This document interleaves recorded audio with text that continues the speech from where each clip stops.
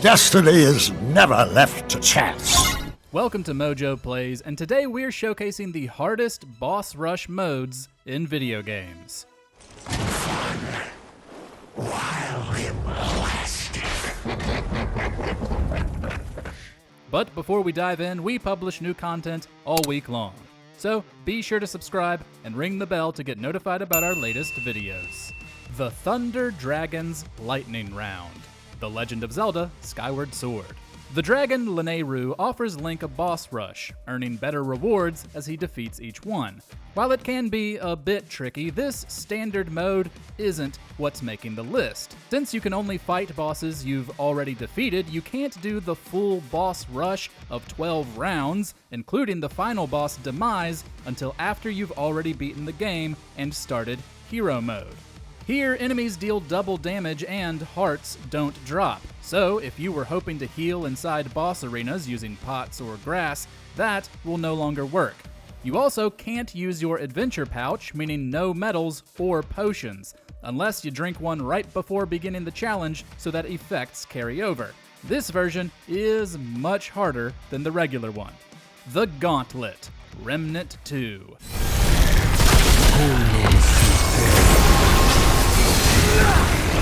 With the Dark Horizon DLC, the developers of Remnant 2 introduced 3 types of boss rush modes. Triple Threat only features 3 bosses, and Trial by Fire features 7. But the Gauntlet comes with a huge spike in difficulty by featuring 19 bosses. Better hope you have the stamina and commitment ready for it, because that is a lot of fights to get through. It's an intimidating number, but made a little less so by the fact that you can do this with other players, and due to the game's design, your character can get some nice buffs as you progress. Still, better not drop your guard.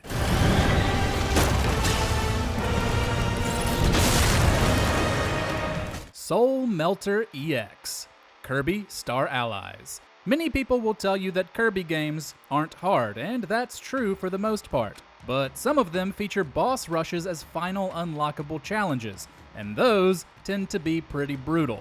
Of all of them, Soulmelter EX from Star Allies is the one most likely to bring you to a rage.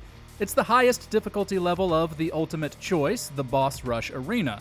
There are 14 rounds to get through, a pretty sizable amount, and several of the fights are against harder variants. You don't have to go it alone, you can select a team to fight alongside you. Still, you'll need to balance them, as well as when to heal to make it through.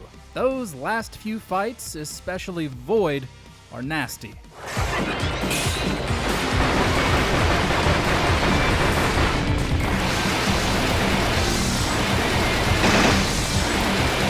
Boss Rush, Dead Cells. Well, they can't all have fancy names, but the boss rush of Dead Cells is still no joke.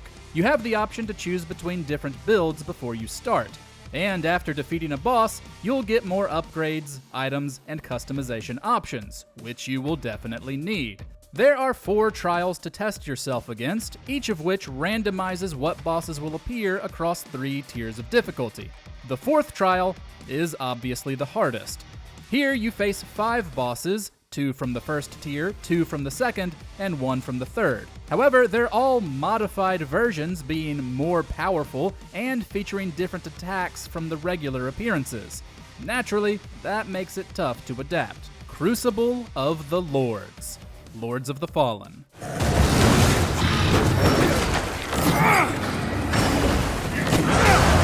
As soon as Souls-like games started adding boss rush modes, everyone knew they were in for some mighty challenges. An update to Lords of the Fallen, Clash of Champions came with several boss rush customization options, but where you'd find the most pain and suffering was Crucible. Here you'd find 6 boss rushes, naturally increasing in difficulty. To even unlock Crucible of the Lords, the final one featuring 14 battles, you first had to beat the Crucibles of Fire, Light, and Darkness, themselves unlocked by reaching different endings in the game. That is a lot of requirements. While Lords of the Fallen isn't necessarily harder than the games that inspired it, making it through 14 Souls-like bosses without dying won't be easy.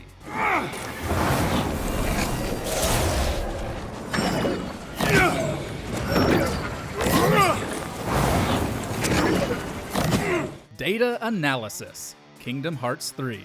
We're cheating a little bit with this one since you can pause and even visit a Moogle shop in between fights, making it less of a rush. But data analysis is so stupid hard, we're including it anyway. Added in with the Remind DLC, it confronts you with harder fights against the members of the real Organization 13. In case it wasn't obvious, that means 13 fights. However, every combatant has now been enhanced in several ways, with more health and new patterns as well as new attacks. They're all intense, but the last two, who are locked until you beat the previous 11, are nightmares. Master Xehanort in particular is a nasty piece of work.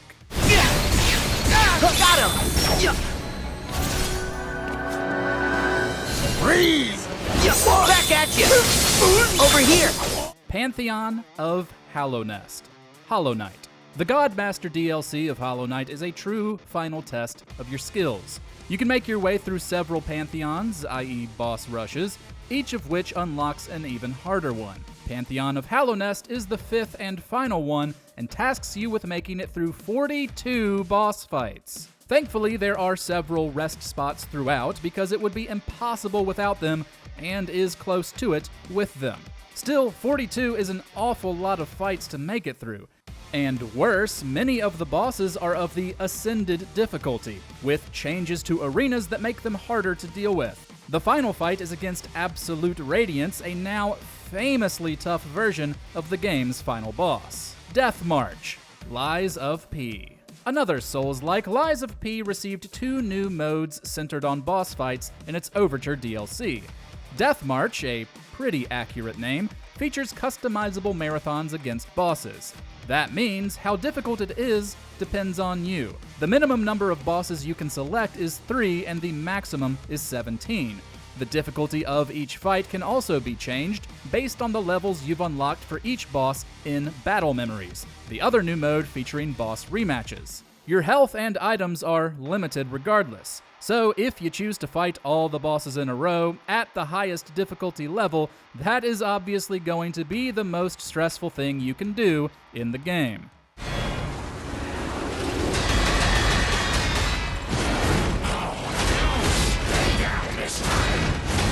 Dread Rush, Metroid Dread.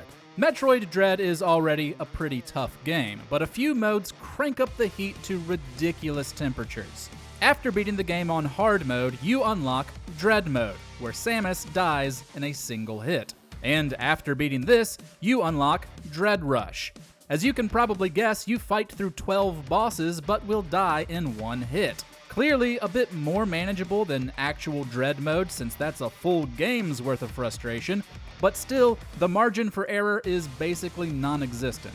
Plenty of the game's bosses gained recognition for being challenging, even on normal mode, so facing someone like Ravenbeak requires a level of perfection most of us just aren't capable of.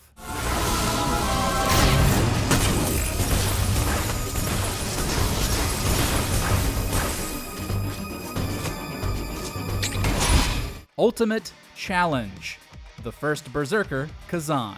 This is one of the harder Souls-like in recent memory, which means its boss rushes are only meant for the surest of players. One option is the Great General's Crucible. There are 5 boss rushes here with 4 to 5 bosses each one unlocked after the other.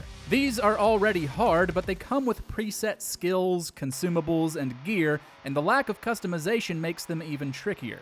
The other option is Berserker's Bloodshed. This is a single boss rush with 16 foes.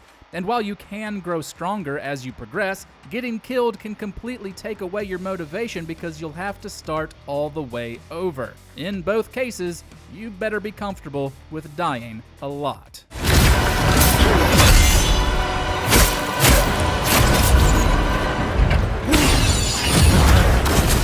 Have you attempted any of these boss rushes? Are there any others you feel deserved inclusion? Share your thoughts in the comments, and we'll see you next time.